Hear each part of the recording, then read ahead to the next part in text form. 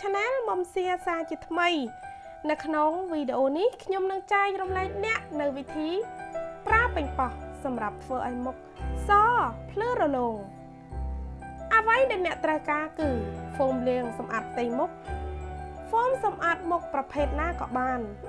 និងប៉េងប៉ោះទុំជាដំបូងអ្នកត្រូវកាត់ប៉េងប៉ោះទុំជាចំណិតប៉េងប៉ោះមានផ្ទុកវីតាមីន C ដែលត្រូវបានគេដឹងថាធ្វើឲ្យស្បែកភ្លឺថ្លាមុនពេលអ្នកចាប់ផ្ដើមលាងសម្អាតមុខត្រូវលាងដៃឲ្យបានស្អាតហើយត្រូវដាក់ទឹកនៅលើមុខ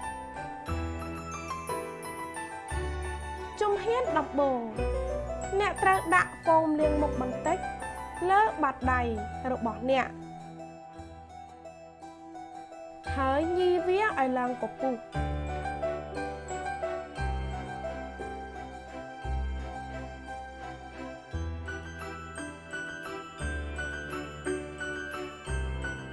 យកប៉េងប៉ោះមួយចំណិតមកត្រដោះលើផ្ទៃមុខរបស់អ្នកថ្នមប្រហែល3ទៅ5នាទីការត្រដោះចំណិតប៉េងប៉ោះទុំនៅលើមុខជួយឲ្យអ្នកទទួលបានអត្ថប្រយោជន៍ជាច្រើនវាជួយក្នុងការកម្ចាត់ការរលាកស្បែកប្រឆាំងនឹងស្បែកដែលមានពណ៌មិនស្មើគ្នាជួយក្នុងការព្យាបាលនិងការពារការកើតមុនជួយបង្រួមរញើសនិងជាអាចកំបាំងបំបត្តិស្បែកខ្លាញ់រូបមន្តនេះអាចជួយបំបត្តិមុនក្បាលខ្មៅបានយ៉ាងមានប្រសិទ្ធភាពនៅពេលដែលត្រដោះរួចរាល់ហើយលាងជម្រះចេញឲ្យបានស្អាតតាមបទពិសោធន៍របស់ខ្ញុំតែងតែត្រដោះវារៀងរាល់យប់មុនពេលចូលគេងត្រូវប្រាកដថាលាបក្រែមផ្ដល់សំណើមឬក្រែមពេលយប់ក្រោយពេលលាងសម្អាតមុខរួចជាលទ្ធផលមុខរបស់ខ្ញុំចាប់ផ្ដើមភ្លឺថ្លាសជាងមុននិងមើលទៅក្មេងជាងវ័យវាក៏ជួយលុបបំបាត់ស្នាមអុចខ្មៅ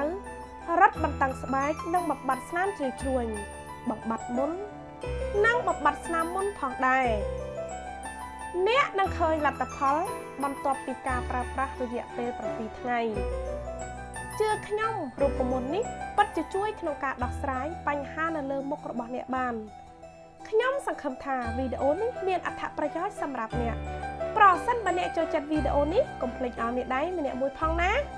សូមចុច Subscribe ដើម្បីទទួលបានរូបមន្តនិងគន្លឹះបន្ថែមទៀតនៅពេលដែលខ្ញុំអាប់ឡូតវីដេអូថ្មីៗ